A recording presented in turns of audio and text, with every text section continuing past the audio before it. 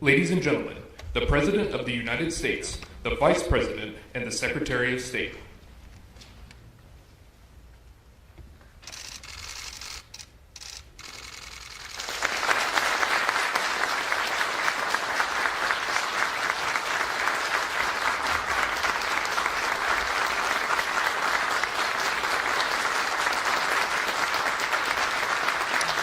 Thank you. Good afternoon. It is my great pleasure to welcome to the State Department, for the very first time, President Joe Biden and Vice President Kamala Harris. This is a particularly proud day for me. I know it's a proud day for everyone here at State. It's especially meaningful to have with us our newest class of Foreign Service officers joining us via video. It's great to see you all. Thank you for being here with us today. These women and men represent the extraordinary talent and diversity of America. They're the future of this department. We're thrilled that they joined our team. Our President and Vice President know how vital the State Department is to America's security and prosperity. And they know how committed the people of the Foreign Service and Civil Service are to serving our nation to the best of their ability every single day. Mr. President, Madam Vice President, we are grateful to both of you for visiting us so early in the administration. Despite the remnants of snow outside, we know that you want to make the State Department as strong as it possibly can be for our country. And we know you're counting on us to deliver excellence for the American people. On behalf of everyone at State, I promise you, we will not let you down. Now, a quick word about Vice President Harris. She's dedicated her career to the security of the American people. As a district attorney, California Attorney General, United States Senator, and now as Vice President of the United States. And she fully shares the President's commitment to crafting a foreign policy that puts diplomacy first and that keeps our nation safe and delivers real results to the American people. And so it's my great pleasure to introduce to you the Vice President of the United States.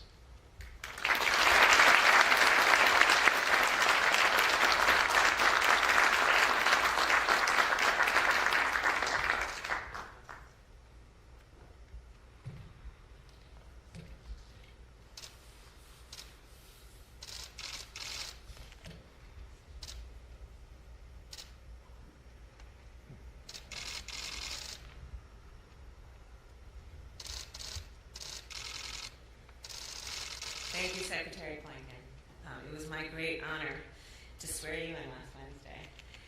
And thank you for the warm welcome, everyone, me and the President. We are here as one of our highest priorities to thank you for your dedication to our country and the work you have tirelessly been doing. And, when I swore in the Secretary, you may know that he placed his hand on a copy of the very document that we all swore to protect and defend. And that, of course, is the United States Constitution. And it was a simple, and it is a sacred oath, one many of you, the dedicated staff of the State Department, have taken. And we know that we cannot take those words for granted to support and defend. Every day, we have to breathe new life into them.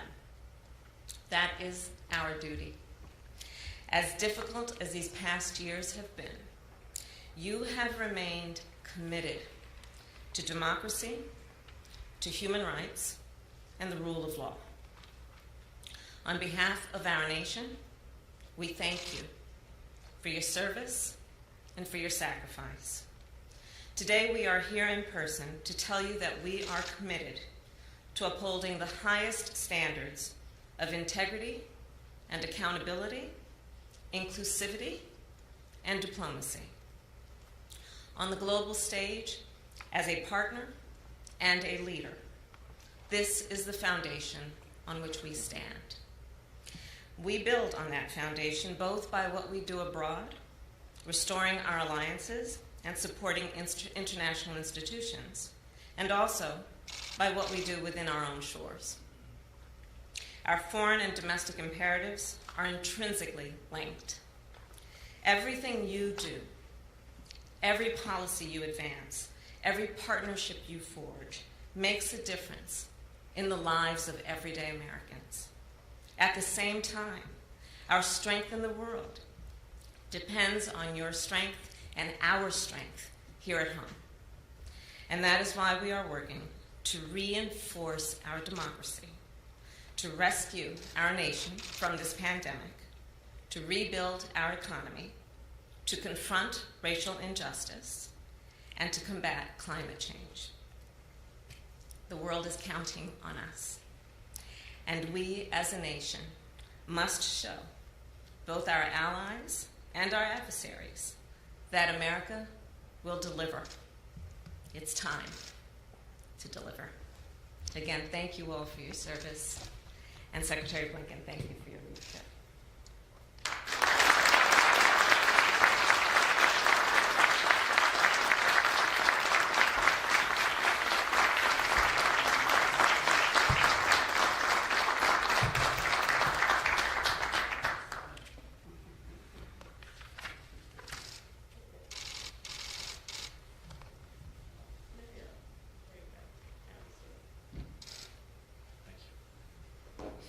Thank you so much, Madam Vice President.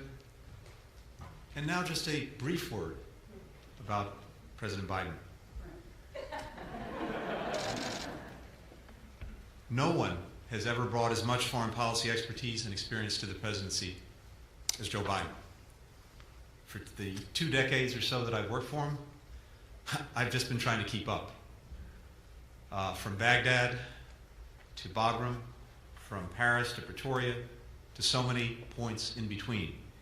It's been one of the great privileges and pleasures of my life to watch President Biden in action across the globe. And I know from seeing him in action that he believes profoundly in leading with diplomacy, mobilizing our friends and allies to work together in common cause. As important, he welcomes new ideas, dissenting views, rigorous debate. He wants to ensure that our foreign policy stays innovative and creative, so it doesn't just respond to global events, it actually helps to shape them. Those are the instructions that I have from him. That is what we are going to try to do here at the State Department. And President Biden and Vice President Harris have made it clear that in everything we do, the first question we have to ask ourselves is this: how is it going to benefit our fellow Americans? How will this policy, how will this initiative, how will this outreach answer their needs, their values? How will it make their lives just a little bit better? That's the first question we have to ask. And we're going to hold ourselves to that standard every step of the way. We're lucky to have this president and this vice president at the helm during such a pivotal time for our nation and for the world. And so it's very much my honor today to introduce to you the President of the United States.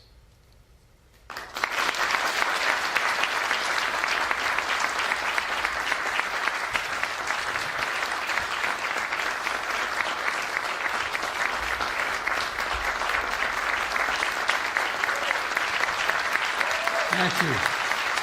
Thank you, thank you, thank you. Thank you, Mr. Secretary. Thank you for welcoming the Vice President and me back to the State Department. It's true the Secretary and I have worked together a long time. And I know that he has the background and the capacity needed to, quite frankly, lead the State Department at a critical moment. This has been a difficult few years. I've been hanging around as on the Foreign Relations Committee and as chairman and then as vice president and now as president for a long time dealing with state. Those of you who work here, including the new class of diplomats that are on on the screen behind me. You're among the brightest, most involved, best educated group of people America has to offer. And but I come today to talk to everyone at Maine State, watching remotely, and those who will not be able to see this but will hear about it. You know, an incredible group of diplomats that I've had a chance to work with, and what we never talk about is you not only have great intellectual capacity, you have great personal courage. I've been with some of you when we've been shot at. I've been with some of you when we've been in places that you would not have any idea you'd want to be when you were going to school of foreign policy and foreign service. They never told you, oh, that's going to happen.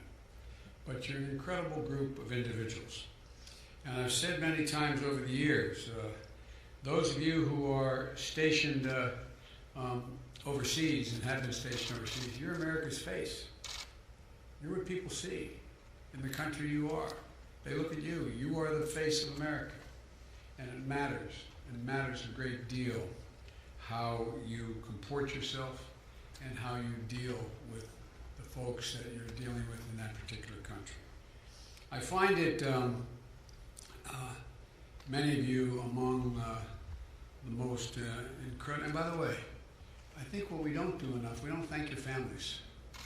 We don't thank your families for the sacrifices they make. They make real sacrifices.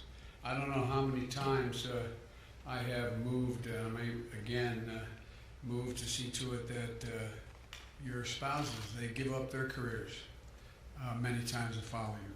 Many times their careers are as consequential or more consequential than yours, but they do it for the country.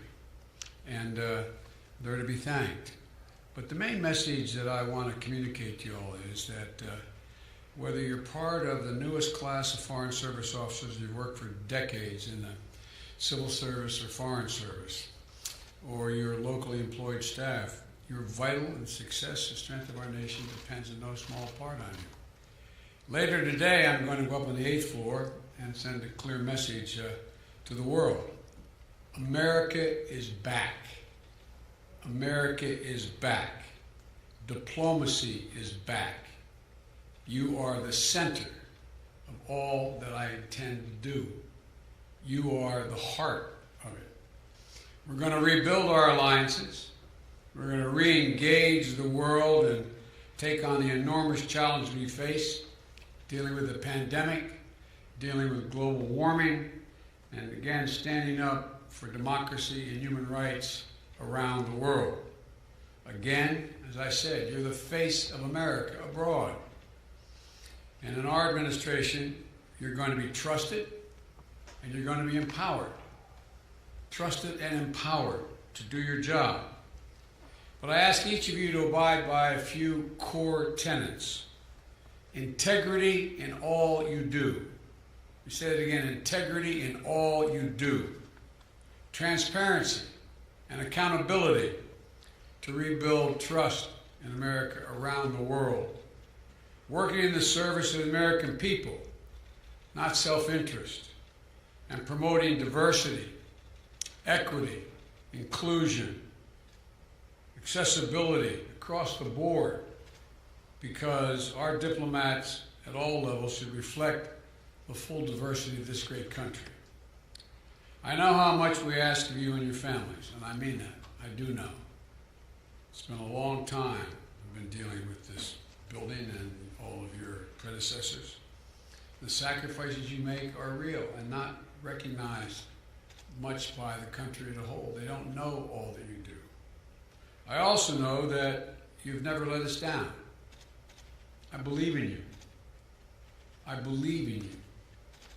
We need you badly. I trust you. And I'm going to have your back, that I promise you. Just like you're going to have the backs of the American people.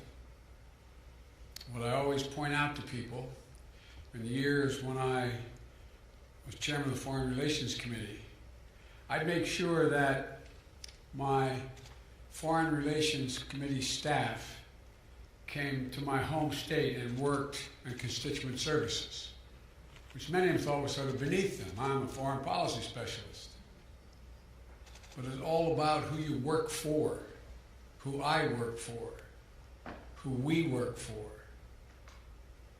And the foreign policy is about promoting the interest of the people of the United States when a rubric and a set of principles to treat everyone with decency. So I promise you I'm going to have your back. I promise you. And I expect you to have the back of the American people. Now I've got a lot of work to do, a lot of catching up to do, a lot of rebuilding to do. And I can't think of any group of people better capable of doing it, more ready than all of you. So thank you, thank you, thank you. I look forward to working with you. I look forward to seeing you. And I look forward to coming back when this auditorium is filled and no one has to wait down the podium. So again, folks, thank you. You are the heart and soul of who we are as a country, and the rest of the world is looking to you to help them understand us, and so we can help them as well. So thank you all very much, and may God bless you, and may God keep you all safe when you're abroad. Thank you.